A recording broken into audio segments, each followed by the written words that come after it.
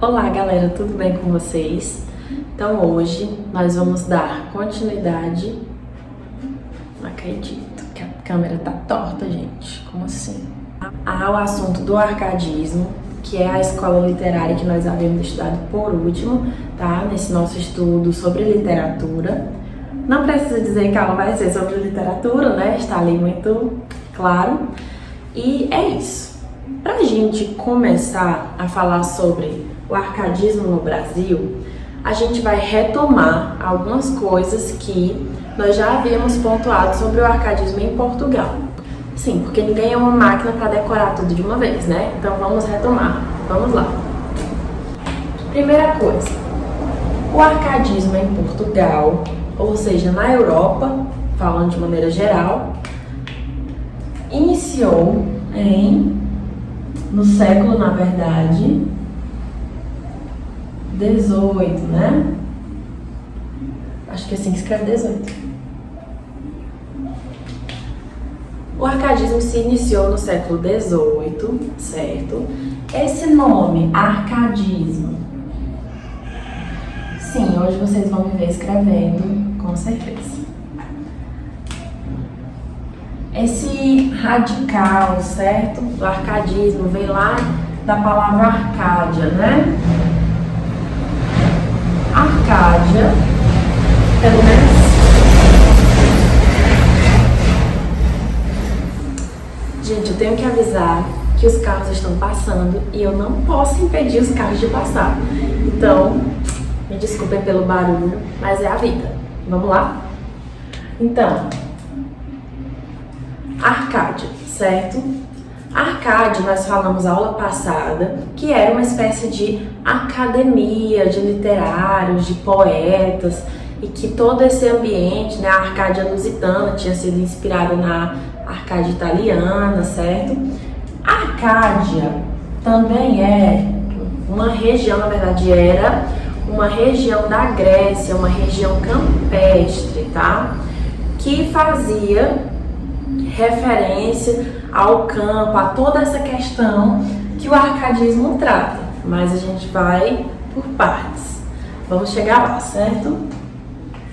Vamos lá. Nós também precisamos pontuar que o arcadismo tem muita coisa a ver com isso que eu vou escrever agora, certo? Exatamente.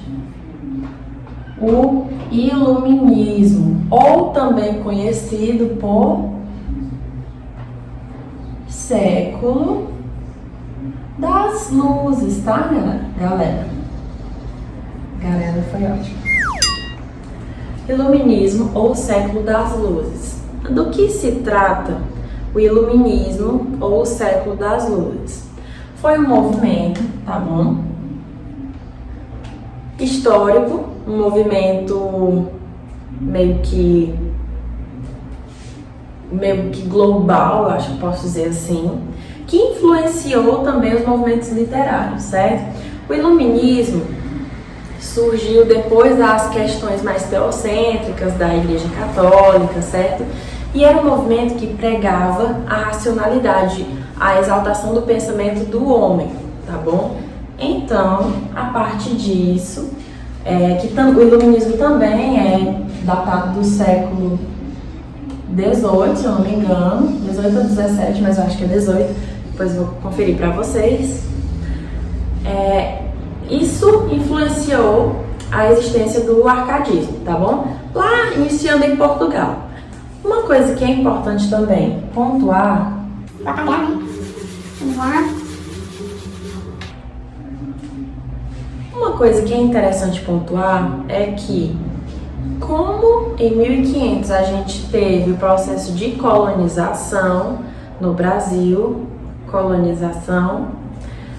nós só passamos a ter literatura aqui no Brasil a partir desse período, certo? Antes disso, não havia literatura produzida pelos próprios brasileiros, ok?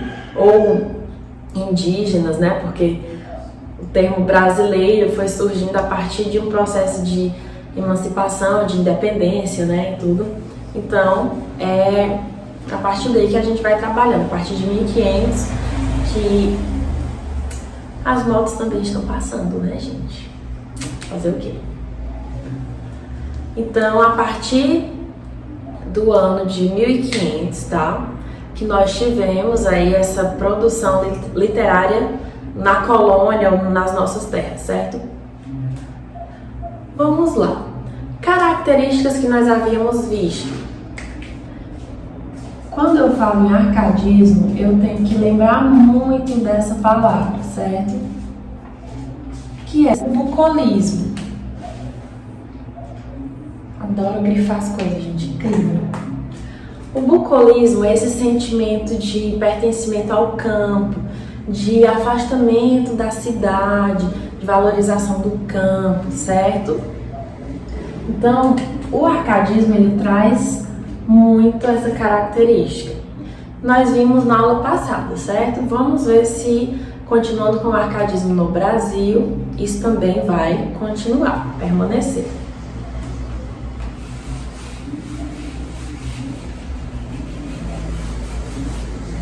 Uma coisa interessante também a se pontuar.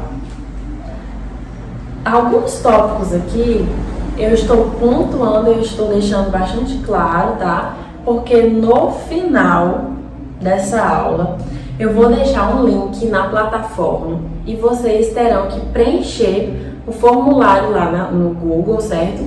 Que é a atividade da aula. Sim, porque eu cansei de passar aula de literatura e não passar atividade. Exatamente isso. Então, nós vamos ter uma atividade básica, muito básica, mas pegando o contexto, certo? Não é uma prova, tá, gente? É uma atividade. Mas eu gostaria, seria muito bacana se todo mundo fosse lá e preenchesse, tá bom? Preencham o formulário, que é uma atividadezinha básica, tá bom? E por isso eu estou pontuando algumas questões específicas aqui, porque estarão lá nas questões. Eu gostaria que vocês fixassem e preenchessem lá o formulário.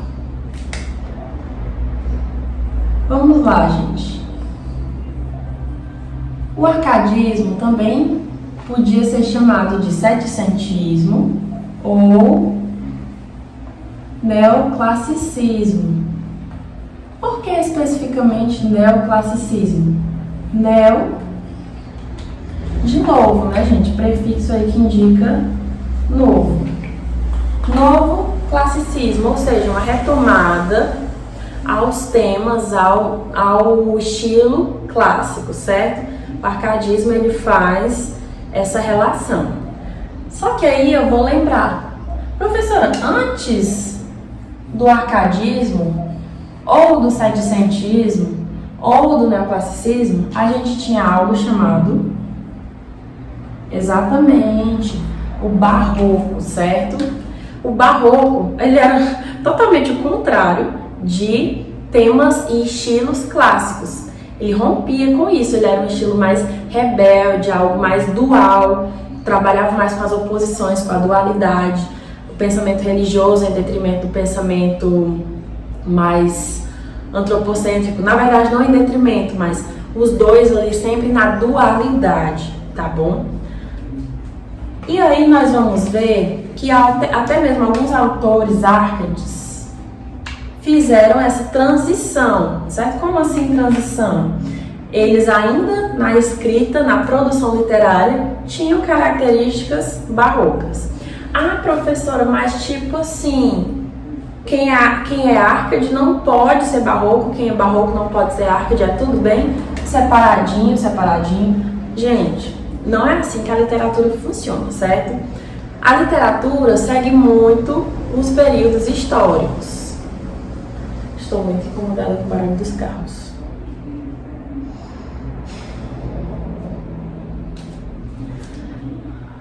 E por isso, não é algo estático, separado, bem definido. É com o decorrer do tempo que isso vai se modificando. Inclusive, quando a gente fala de produção literária. Porque quando o Brasil passou por um período barroco, é normal que haja aquele autor de transição que escreva determinados livros, determinadas obras, que ainda contenham características barrocas, certo? E os períodos literários, que por sua vez são períodos históricos, eles têm essa duração meio que longa, certo? Entendido isso, vamos apagar aqui. Quem quiser fazer anotações pode ficar à vontade. Quem quiser bater print, pode também. Esse meu lindo rosto. Tá, né, gente? Então vamos lá. Indo às vias de fato, falando mais sobre o arcadismo no Brasil, certo? Vamos lá, vamos começar.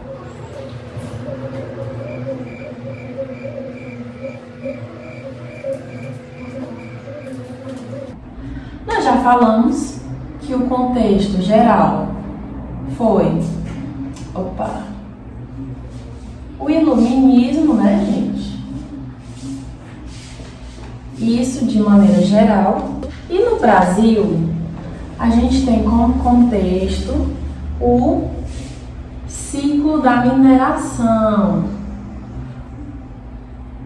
ou também chamado ciclo do ouro, tá, gente? Vou até apagar aqui, porque ficou ridículo, mas tudo bem.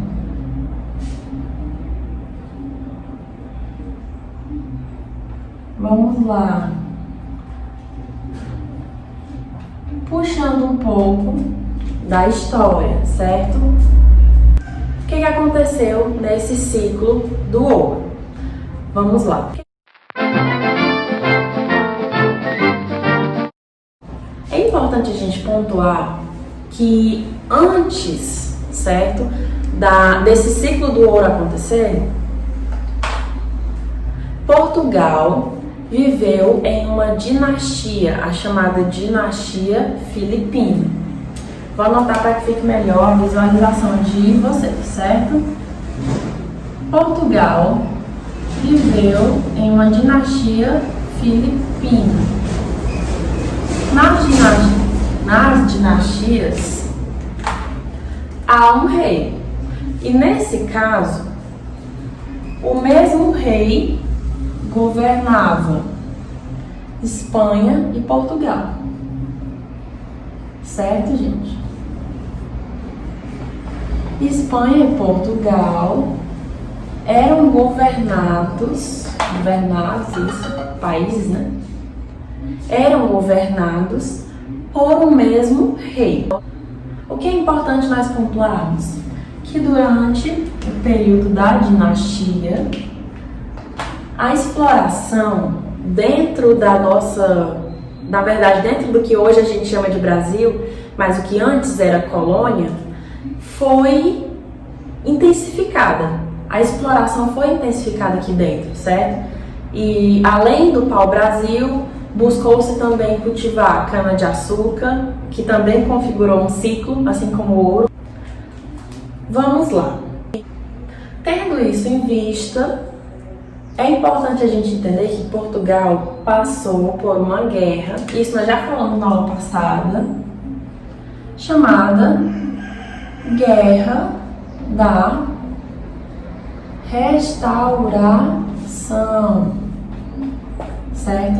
Essa Guerra da Restauração foi importante porque,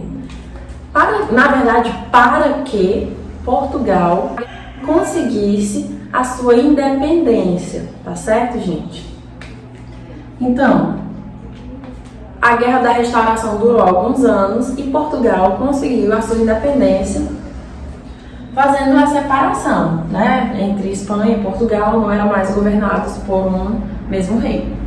E com o fim da Guerra da Restauração,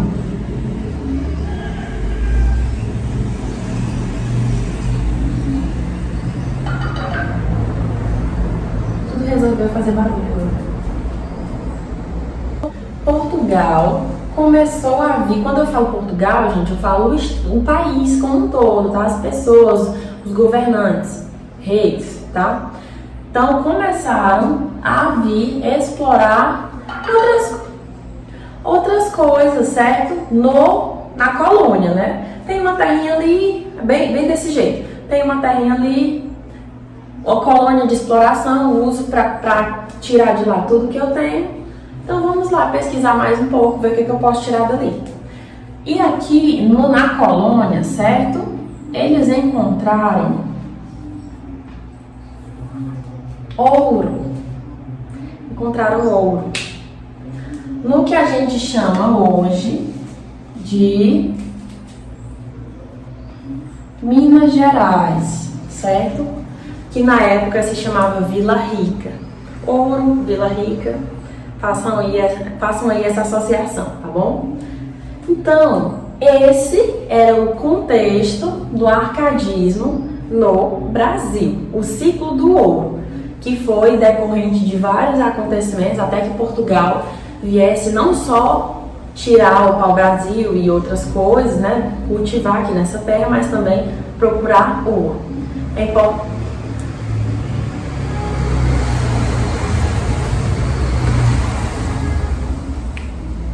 Podemos? É importante a gente comentar que essa extração, esse trabalho de exploração, principalmente em relação ao ouro, foi muito intenso, certo? Agora vamos, depois de ter contextualizado, entender um pouco mais sobre como o arcadismo se deu aqui.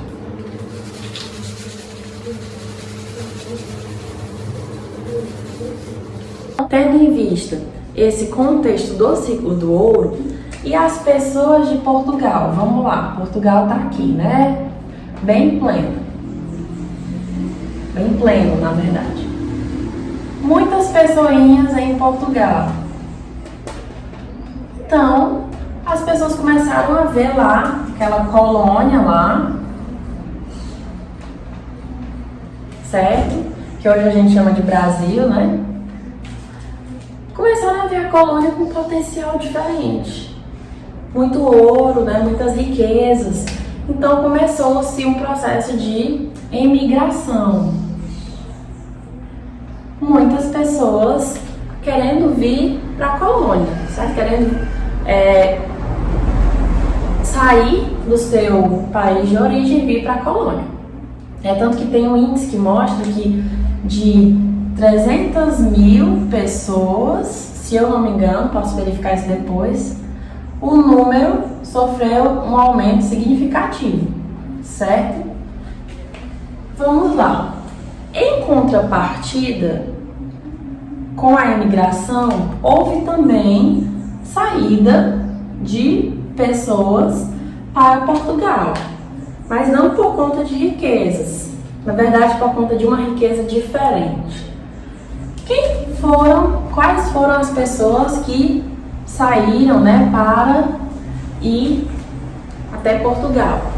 Os filhos da elite, dos que moravam na colônia, certo? O que acontece? Principalmente naquela época, Minas Gerais era um centro muito importante por conta do ciclo do ouro. Então, essa galerinha que era filho, né, de algumas pessoas influentes em Minas Gerais, começaram a sair para Portugal a fim de estudar fora, certo? Em universidades como Coimbra, por exemplo, que eram berços europeus de muito conhecimento, muitas artes, né? Arte, literatura, você já imagina do que eu vou falar, certo? Com essa imigração, que é imigração, né? Espero que eu esteja certa. Então, gente, o que acontece é que esses intelectuais saíram e foram até Portugal e passaram algum tempo em Portugal, se familiarizando também com todo aquele contexto que eu já havia falado,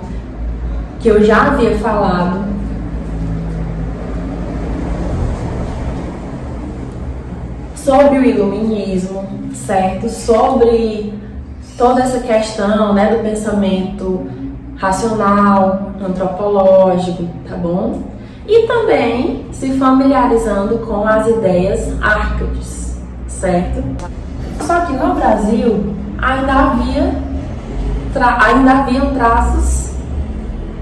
ainda estavam presentes muitos traços barrocos. Então essa galera que sai para Portugal para estudar e se familiariza lá, eles voltam, certo? E sofrem um estranhamento, né? Poxa, que estranho, essa coisa mais dual, mais rebelde, digamos assim. E aí eles têm esse estranhamento porque o arcadismo é justamente uma retomada aos valores clássicos, aos ideais clássicos, a todo aquele estilo clássico, certo? Então havia toda essa familiaridade com os valores clássicos, com os ideais clássicos. E eles voltam realmente sofrendo esse estranhamento, certo? É aí que a gente vai dar início, que se deu o início do... É aí que se deu início, é aí que se iniciou o arcadismo. Foi aí, então, que se iniciou o arcadismo no Brasil, certo?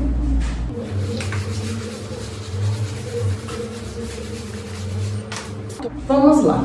Falando um pouco sobre autores. Quem são os nomes representativos desse movimento aqui no Brasil? 2 nomes muito pontuais. Quer dizer que nesse período todo só teve 2 nomes? Não. Existem outros nomes menos vistos, certo? Mas esses são os nomes mais icônicos, mais representativos quando se fala em arcadismo, tá bom?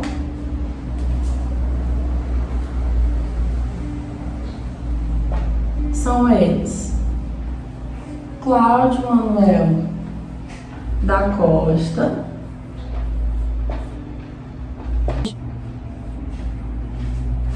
e Tomás Antônio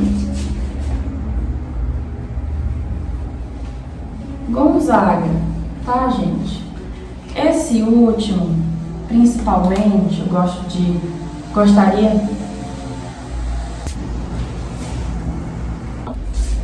Esse nome merece um destaque a mais por conta de ser o autor de obras importantes, inclusive que vocês estão estudando, tais como Marília de Dirceu e Cartas Chilenas. Calma que a gente vai chegar lá. Cláudio Manuel da Costa iniciou o arcadismo no Brasil com o lançamento do livro Obras, certo? Que é do ano de 1768, ok? Finge que isso aqui é um.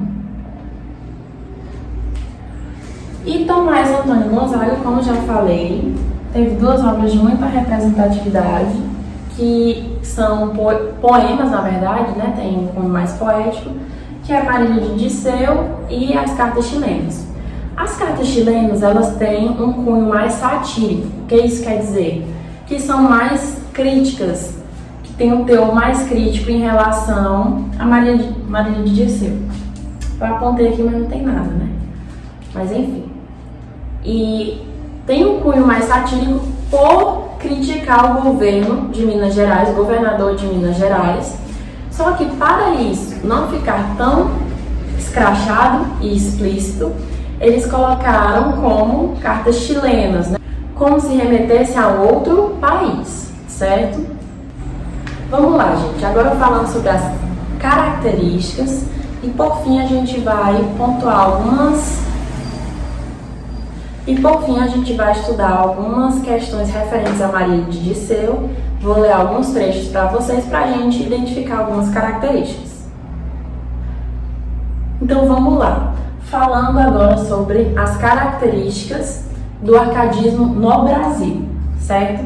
Nós já falamos sobre Cláudio Manuel da Costa e falamos também sobre Tomás Antônio Gonzaga, que foram nomes importantes para o estabelecimento do arcadismo no Brasil. É importante a gente pontuar também que, em relação às características, a gente tinha o uso de pseudônimos. O que são pseudônimos? São nomes que não são os seus nomes originais, certo? São identificações para aquele que escreve um determinado texto, uma obra literária, certo? Quem ficou muito conhecido pelo uso de pseudônimos, mas não tem a ver com o arcadismo, né? Na verdade, foi um poeta português chamado Fernando Pessoa, que tinha diversos pseudônimos, certo? Mesmo se chamando Fernando Pessoa, ele tinha outros pseudônimos, como Alberto Caeiro, como Ricardo Reis, e etc. Então, usava-se muitos pseudônimos, certo? Espero que tenha ficado claro o que exatamente é pseudônimo para vocês. Em relação ao fingimento poético, certo? É interessante a gente falar que muitos desses estudiosos tinham outras profissões, como a área do direito, por exemplo, certo? E quando eles iam escrever esses poemas, essas obras, até se relaciona bem com o pseudônimo, com o uso do pseudônimo, para que eles não se identificassem na sua originalidade, em relação ao que eles de fato eram, certo? Então havia esse fingimento poético aí associado ao uso dos pseudônimos. Em relação às marcas neoclássicas, gente, já havia falado para vocês sobre isso, alguns minutos atrás. O arcadismo no Brasil, ele vai retomar esses termos, né? Esses termos latinos. Professor, esses termos latinos somente serviam para ficar escritos em algum local? Não, eles eram princípios árcades, certo? Locus amoenos, local ameno, fazendo referência ao campo. Fugere urban, que fazia referência também a fugir da urbanização, fuga da cidade, certo? E também tem até mesmo o carpe diem, né? Que eu não coloquei aqui, mas que também foi meio que um valor árcade, certo? Então houve essa retomada das marcas neoclássicas. Na verdade, retomada das marcas clássicas, né? Aí nós tínhamos aí marcas neoclássicas, uma retomada ao que antes era clássico. E nós tivemos poemas épicos. Para quem não sabe, épico é um gênero que relata uma narrativa heróica, certo? Opa!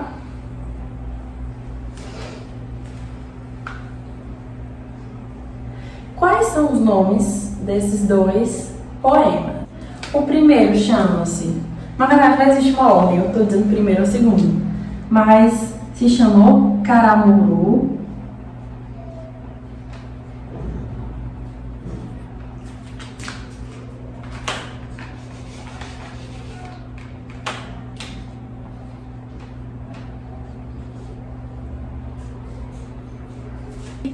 E o outro se chama O Uraguai,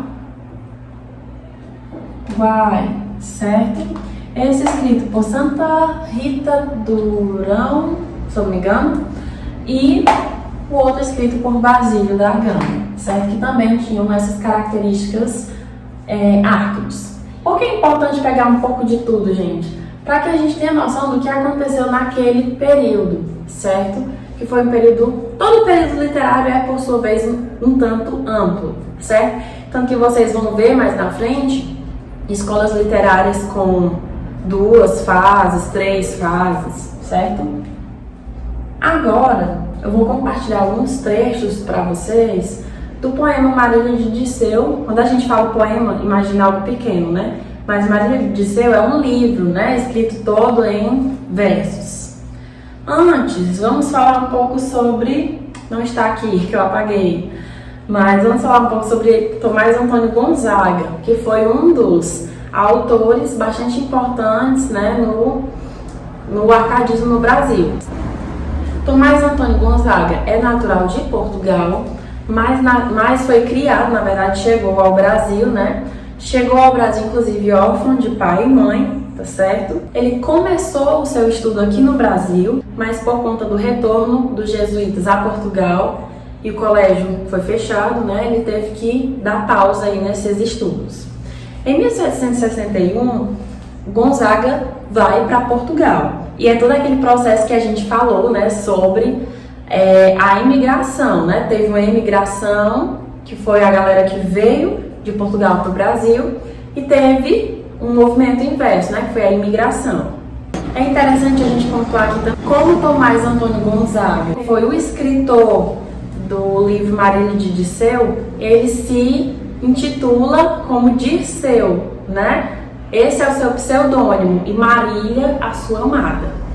É interessante falar, na verdade, olhando um trecho do livro que eu pude lembrar e compartilhar com vocês, que é importante, que nesse processo todo, esses literatos que vinham de Portugal para o Brasil, alguns já nascidos em Portugal, como o caso de Tomás Antônio Gonzaga, outros, nascidos aqui.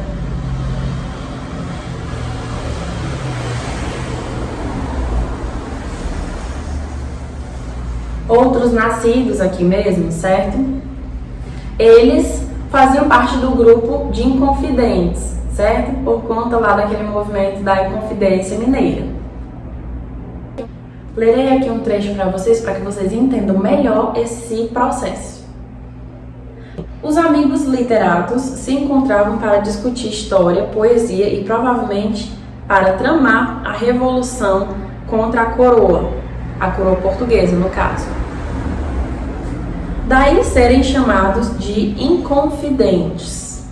Nas últimas décadas do século XVIII, a sociedade mineira entrava em declínio devido à queda contínua da produção de ouro e às medidas da coroa para garantir a arrecadação do quinto. Quinto era como um imposto, certo, gente? Nessa época,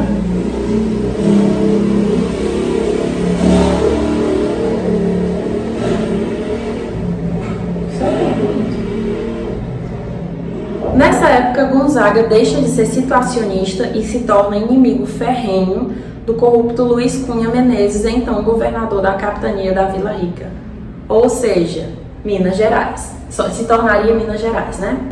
Gente, vou ler um pequeno trecho para vocês, certo? É bem na Lira 1, ou seja, no início do livro, tá? Que eram separados por liras ou estrofes grandes, né? Vamos lá. Eu, Marília, não sou algum vaqueiro que vivia de... Eu, Marília, não sou algum vaqueiro que viva de guardar alheio gado, de tosco trato, de expressões grosseiras, dos frios gelos e dos sóis queimados. Tenho o próprio casal e nele assisto. Dá-me vinho, legume, fruta, azeite. Das brancas ovelhinhas tiro leite, e mais as finas lãs de que me visto. Graças, Marília bela, graças à minha estrela. Eu vi o meu semblante numa fonte, dos anos ainda não está cortado. Os pastores que habitam este monte respeitam o poder de meu cajado. Com tal destreza toco a sanfoninha, quem inveja até me tem o próprio Alceste. Ao som dela concerta a voz celeste. Nem canto letra que não seja minha. Graças, Marília bela, graças à minha estrela. Então, gente, vocês podem perceber que o poema traz muitos elementos que remetem ao campo, certo? E esses elementos marcam o período árcade, o arcadismo, toda a construção literária dessa época, certo? Eu espero que vocês tenham gostado dessa aula. Eu quero deixar aqui uma reflexão, tá? Para que vocês pensem. Pensem nesse período e no quanto de empatia a gente está precisando ter uns com os outros, certo?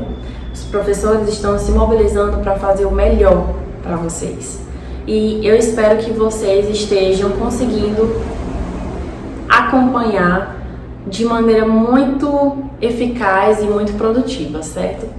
Eu espero que vocês tenham gostado e vão lá na plataforma, o link vai estar lá do formulário com a nossa atividade, certo? É importante que vocês façam para sintetizar os conhecimentos. A atividade é muito curtinha, vocês vão fazer sem problema nenhum. É isso e bons estudos a todos!